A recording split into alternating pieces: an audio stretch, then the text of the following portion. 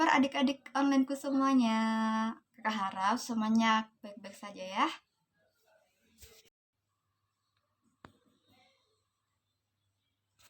Nah, kali ini kakak akan memberi pengajaran tentang pembelajaran bahasa Indonesia dalam hal menyelesaikan mata kuliah perencanaan pembelajaran yang dibina oleh Ibu Daru Iswati Ningsih.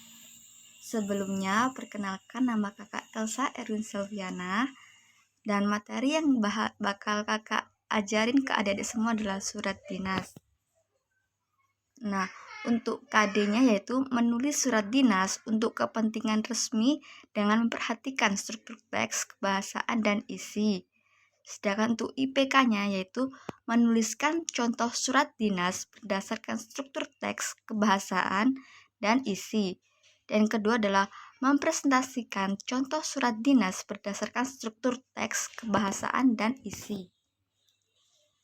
Topik yang kita ambil ada 5. Yang pertama adalah pengertian surat dinas, struktur surat dinas, isi surat dinas, unsur kebahasaan surat dinas, dan langkah-langkah pembuatan surat dinas.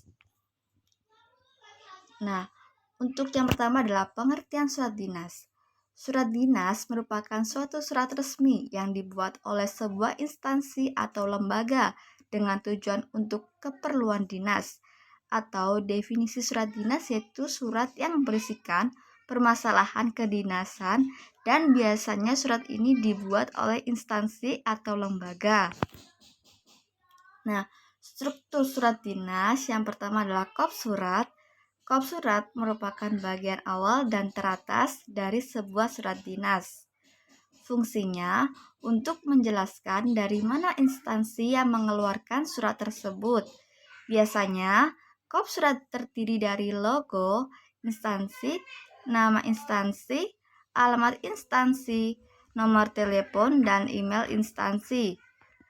Dan selanjutnya nomor 2 adalah tanggal surat.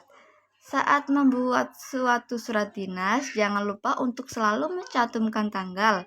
Dengan adanya tanggal surat, akan memudahkan kita untuk mengingat kapan waktu surat ini dikeluarkan.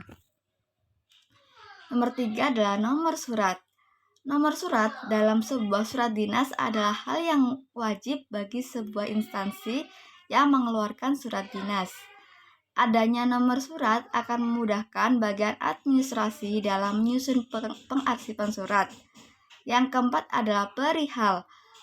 Pada bagian perihal, surat dinas menjelaskan secara singkat maksud dan tujuan dikeluarkannya surat dinas tersebut. Yang kelima adalah alamat. Dalam surat perdinasan ini ada baiknya dicantumkan alamat penerima.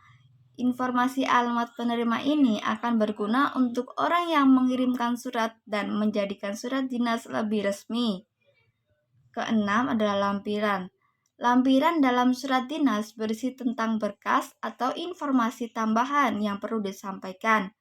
Biasanya adanya lampiran ini menjadi alat kelengkapan dalam surat dinas yang tidak termuat dalam surat utama. Ketujuh adalah salam pembuka. Seperti halnya surat lainnya, surat dinas juga wajib menggunakan salam pembuka yang formal agar surat dinas terlihat lebih resmi. Yang kedelapan, isi surat. Pada bagian isi surat sebaiknya menjelaskan secara detail, singkat, dan padat mengenai maksud dan tujuan pembuatan surat.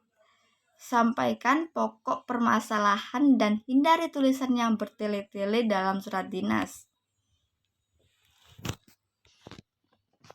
Nah, selanjutnya adalah salam penutup. Jangan lupakan salam penutup sebagai bagian akhir surat. Penggunaan salam penutup ini merupakan bentuk rasa hormat dan sopan santun kepada penerima surat serta menunjukkan akhir dari surat. Selanjutnya adalah nama dan stempel.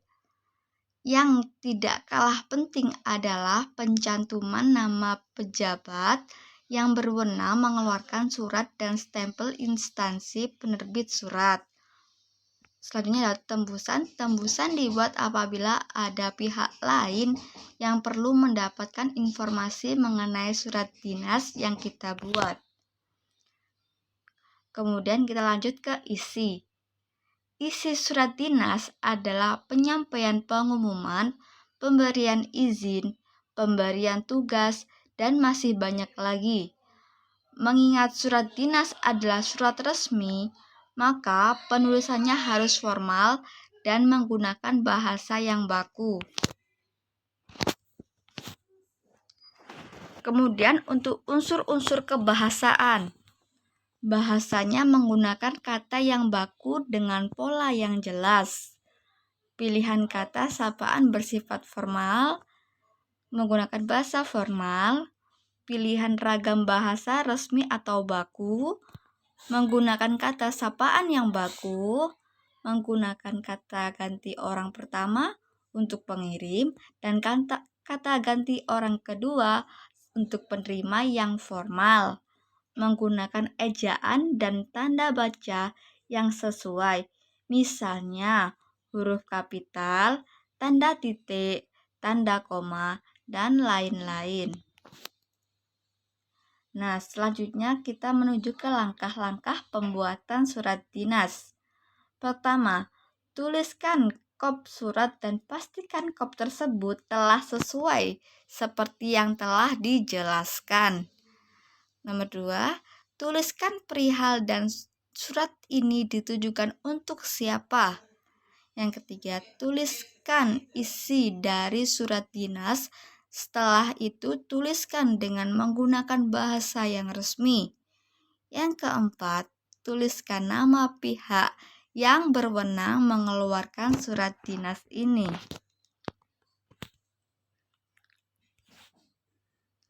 Nah, adik-adik, berikut adalah contoh dari surat dinas. Adik-adik bisa perhatikan ya. Di sini contohnya sudah mengikuti langkah-langkah prosedur dari struktur surat dinas. Nah, untuk selanjutnya adalah contoh dan pembahasan. Nomor pertama adalah mengapa surat dinas tergolong surat resmi?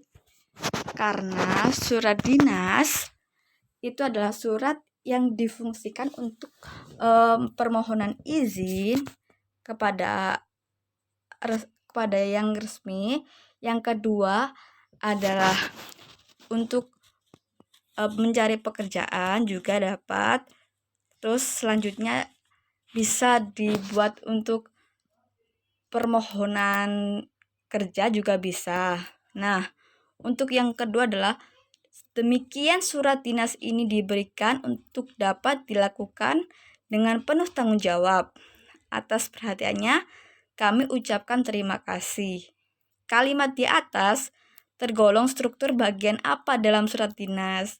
Nah, kita tadi sudah belajar tentang apa saja yang ada di dalam surat dinas. Jadi, nomor 2 ini tergolong adalah surat salam penutup.